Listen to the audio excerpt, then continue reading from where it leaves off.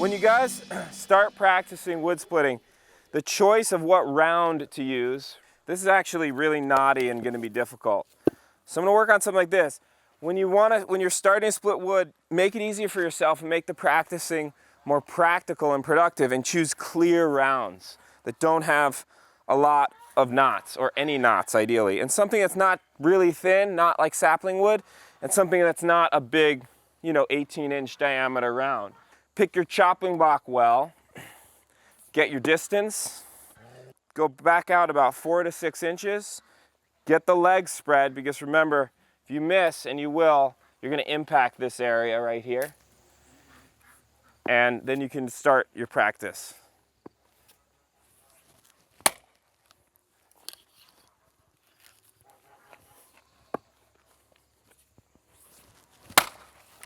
And I like to get a bunch of splits going, the wood cleaved a bit, before bringing it all through, because we're trying to minimize bending over to pick up wood, as we talked about earlier. So now it's cleaved up a bunch, I can bring the axe right through. And it's going to be, pretty well split up. Oftentimes if you do that and you rotate, you hit, and you spin it a few times, the last big swing, you can end up with like 4 splits all flying off, and that's ideal. Let's try with this guy. Show it once more. Okay, now we'll flip it 90.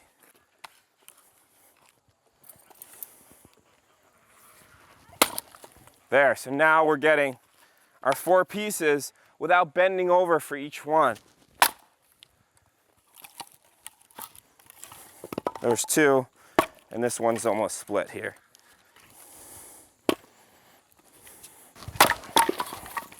So that's why being able to hit in the same place every time is pretty important. And splitting season tends to be November, December, January. All winter we're processing wood, as the weather allows, because you're not busy with a lot of other stuff. Right. So winter is wood processing season for the next winter. And this is a real classic mistake, is people get their wood delivered around now for the winter. That should be for the following winter. You need a whole growing season to truly dry it properly around here. And if people are saying, oh, I'll bring you a dry cord of wood, say thanks, but I know it's not going to be dry anyways. I'd rather pay for the green wood. Because very few people are really going to bring you dry wood. Unless you get the cordwood and it's light, and you know how to identify light wood particular to the species you're holding, and you see a lot of checks and you know the weight, it's not, you can't guarantee it's going to be dry.